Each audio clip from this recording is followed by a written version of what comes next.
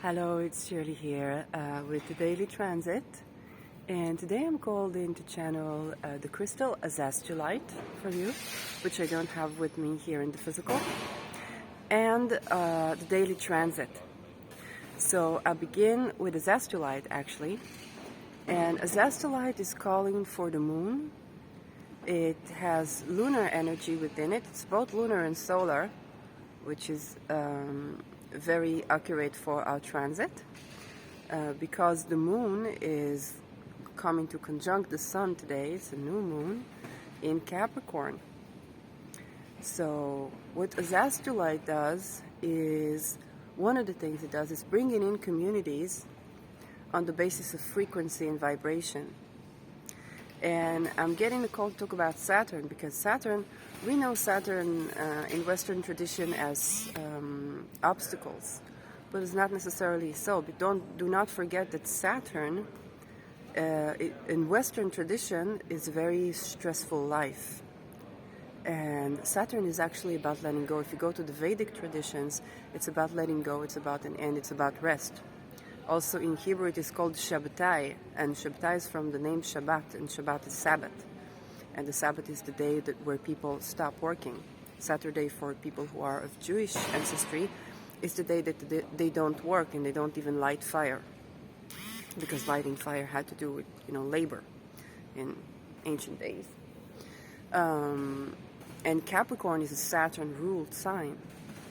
So what we're called in on the new moon is to work with the energy of azastulite, is actually to get in our bodies and to draw in. It is using Saturn as a feminine and Capricorn as a feminine earth sign to draw in energies and to draw in communities based on the frequency of ease. So when we hear Saturn, we should not be thinking obstacles, but we should think in being instead of doing. Because that is how you get through an obstacle. When you are meditating, then ideas come to you for the right course of action. It's a more Jupiterian thing, the instinctive action, or Mars thing. When you are busy at being, then you rest and your nervous system heals, right? And your Mercury heals, it's the nervous system. The moon is also drawing in on the energies of Uranus because it's going to be trining Uranus and the sun is trining Uranus. So anything you can do to nourish yourself and take some rest, call in the energy of azastulite and call in the community life that you desire. And that community, with Uranus and Taurus, Uranus is ruling Aquarius, so it's ruling the masses. It's also ruling communities.